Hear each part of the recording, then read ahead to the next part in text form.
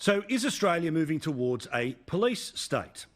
Now, I'm someone who generally would be a little closer to libertarian than conservative, but for the purposes of people understanding what side we sit on, you all know what side I sit on. I also am fundamentally somebody who supports police. I support police because all day, every day, they have to deal with the worst amongst us. Now, on any normal time, they are dealing with people who, take your pick, are mentally ill, are doing terrible things, at times can be human garbage, and all day, every day, they run towards the situations that the rest of us would run the other way from, or if any of these crimes had happened to us, we'd remember them for the rest of our lives. The trauma and the pressure on police all day, every day, is something that we should never forget. I take every opportunity to praise police because I need them to remember that there are more of us that are the good guys than the bad guys, even though they, of course, deal with more bad guys than good guys each and every day. Now, we are in this bizarre situation where it's not just policing crimes, but also trying to police new social rules. Sometimes these things are going to go a little bit too far. Like in Western Australia, the decision to have drones floating around over parks with loudspeakers yelling at people about that they can't be in a park or not, that's too much. The image alone is too much.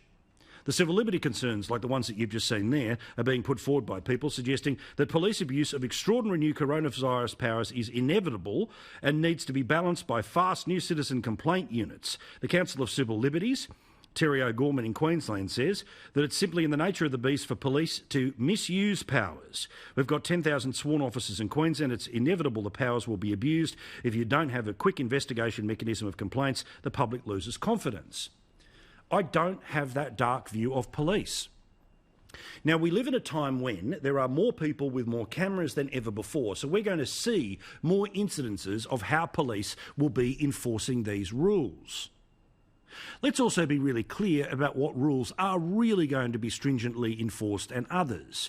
The idea of people being randomly pulled over in their cars to work out where they're driving or not is not going to happen, unless, of course, you decide to cross the New South Wales and Queensland border. Then you're going to have to need a note, literally, from your doctor or your employer to be able to cross that border. And I understand how restrictive these rules could potentially be. But I always believe that when we give more national security powers or we give more policing powers, that one of the things that we have to do in the legislation that always accompanies these things is to make sure that there is a sunset provision. The best way to guarantee that such powers will not be abused is to know that those powers will be lifted at some point. That there is an obligation on the Parliament every 6 months to go back and approve these things. And if there are a whole series of decisions that are made below the level about whether we need legislation or not, we need politicians who are brave enough to be able to demand that legislation is passed to make sure that these things don't go too far. Now, I've heard plenty of the criticism and the comment, but I just have a fundamental view, and it's not a Pollyanna view, it is a real-life view. As a person who's got coppers in the family, and we all know coppers in our life, these people work all day, every day, overtime almost every week, to police our society to keep us safe. To keep us apart is a new challenge. Will there be moments when someone will interpret things as being a bit too rough? Maybe. But let's deal with that on a case-by-case basis rather than suggesting and thinking the worst of the men and women who we wouldn't hesitate to pick up the phone and call 000 if something was happening to our family.